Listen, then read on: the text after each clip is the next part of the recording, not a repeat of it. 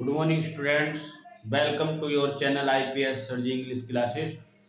Today, I am going to teach you Dust of Snow by Robert Frost. आज हम English poetry के अंतर्गत class 10th का chapter 1 पढ़ाने के लिए जा रहे हैं। पोइट्री में पोएम का नाम है डस्ट ऑफ स्नो और इसके पोइट हैं रॉबर्ट फ्रॉस्ट। रॉबर्ट फ्रॉस्ट एक ऐसे कवि जिनको प्रकृति का कवि भी कहा जाता है, क्योंकि इनकी जो अधिकांश पोएम हमें पढ़ने के लिए मिलती हैं वो नेचर के बारे में ही हैं। तो यहाँ पर डस्ट ऑफ स्नो अर्थात बर्फ की धूल, स्नो मीन्स बर्फ होता है और डस्ट मीन्स धूल, यानी बर्फ की धूल या बर्फ के कण जो ये पोएम है। तो इस पोएम के अंतर्गत रॉबर्ट फ्रॉस्ट ने वर्णन किया है कि एक दिन रॉबर्ट फ्रॉस्ट जो थे वो कुछ मनोदशा उनकी ठीक नहीं थी, यानी उनका मूड जो था वो खराब था। तो उस समय का उन्होंने वर्णन किया है कि जब वो टेंशन में थे तभी वो एक पेड़ के नीचे खड़े थे, यानी कि हेमलॉक ट्री जिसको धतूरे का पेड़ कहा जाता है। और पोएम में ऐसा मेंशन नहीं है कि वो उस पेड़ के नीचे ही खड़े थे या फिर उसके पास से गुजर के जा रहे थे।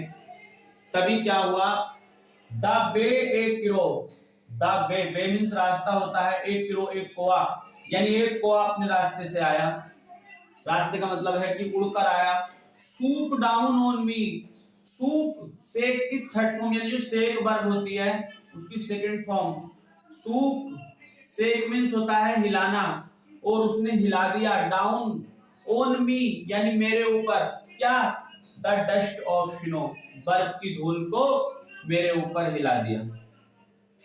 फ्रॉम द हेमलॉक ट्री, उस हेमलॉक ट्री यानी जो धतूरे का पेड़ था उस पर से। फ्रॉम प्रीपोजिशन का प्रयोग तब करते हैं जब पृथक की बात आती है, सेपरेट की बात आती है, एक वस्तु दूसरी वस्तु से अलग होती है, फ्रॉम लगाते हैं। यानी द बे एक किरो एक को आया, सूप डाउन ऑन मी, और मेरे ऊपर गिरा दिया द डस्ट ऑफ स्नो, बर्फ की धूल को, फ्रॉम द हेमलॉक ट्री, उस धतूरे के पेड़ से। और धतूरे के पेड़ पर जो बर्फ जमी हुई थी, जब कोआ आकर के बैठा तो उसकी टहनियों को जब उसने हिलाया तो उस पे से धूल के कण पोइट के ऊपर गिर गए।